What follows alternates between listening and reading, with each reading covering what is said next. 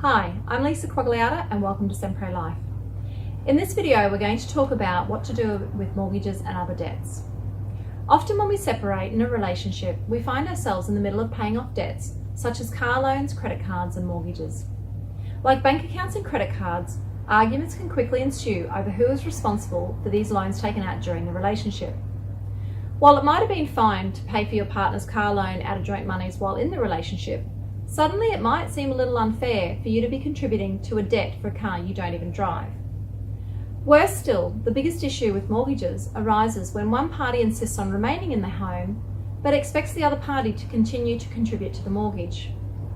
As mortgages are generally taken out in joint names, you will be severally and jointly liable to pay for the mortgage even if you don't continue to live in the home. This video will address how to collate important information and what to do to avoid your credit rating going down the gurgler. So let's get down to business. First action item will be to ensure that you have let all your lenders know that you have separated.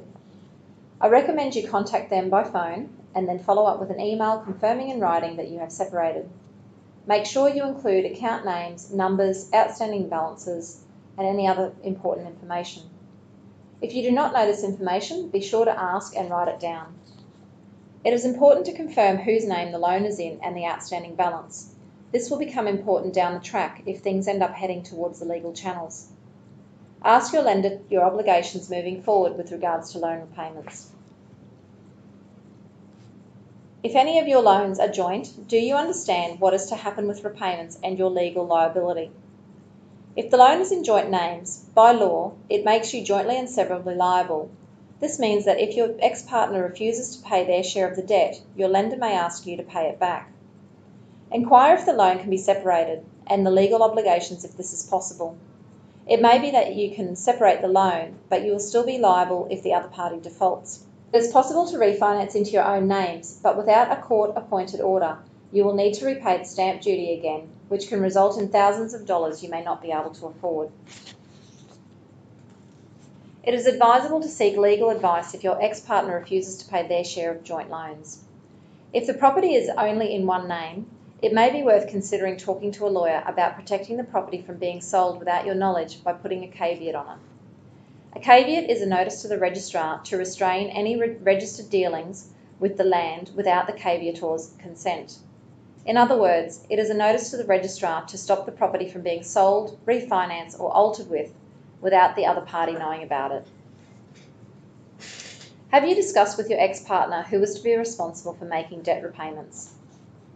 Discuss with your ex-partner what new arrangements need to be made to ensure that debt repayments continue to be paid until property settlement or debt can be finalised. If one of you is to remain in the house, who is to be responsible for the mortgage? Do you still split repayments 50-50, or is it fairer to make it 80-20, for example? Discuss who will be responsible for the other outgoings like rates, insurance, and body corporate, for example. Does your mortgage have a redraw facility? It may be wise to have your redraw facility cancelled to avoid any redraws that are not agreed upon by both parties. Contact your lender and ask them to have the redraw facility removed. Ask your lender to request the account be changed to joint signatories.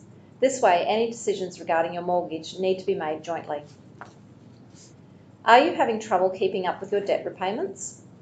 If you're having trouble keeping up with your repayments, it is important to let your lender know as soon as possible about your situation. If necessary, ask your lender about applying for financial hardship to temporarily reduce the repayments on your loan.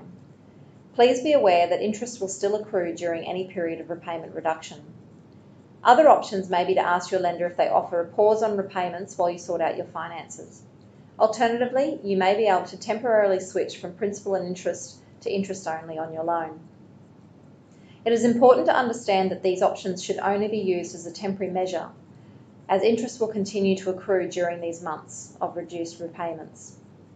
Make sure you put any new credit arrangements in writing.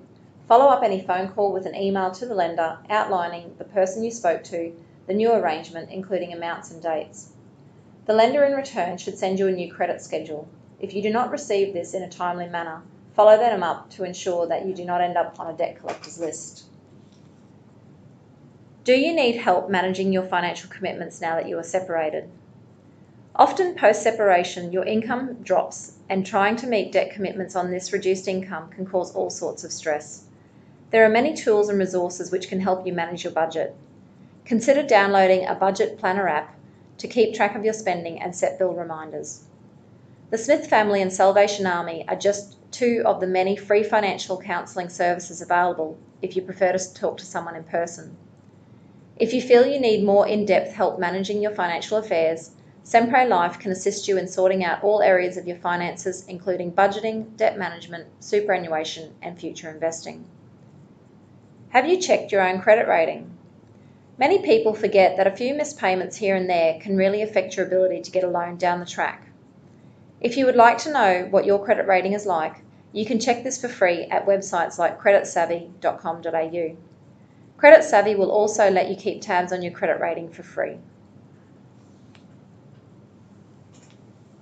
And remember, the only way to get over something is to go through it. If we refuse to see the lessons before us, life will continue to put obstacles in our way until we do. If you felt you got value out of this video and that it helped you become a little more clear on what to do next, we have 9 more videos inside the course for you to unlock for the low price of $59. As a way to say thank you for watching this video, we would like to offer you a $20 discount off this course. To claim your discount, simply click on the Redeem Coupon button in the payment screen and type in the number 20 when prompted. If you have any questions relating to our course, or you have a more pressing urgent issue that you would love to talk to someone about, please feel free to contact our team via the website, our Facebook page, or at admin@semprelife.com.au.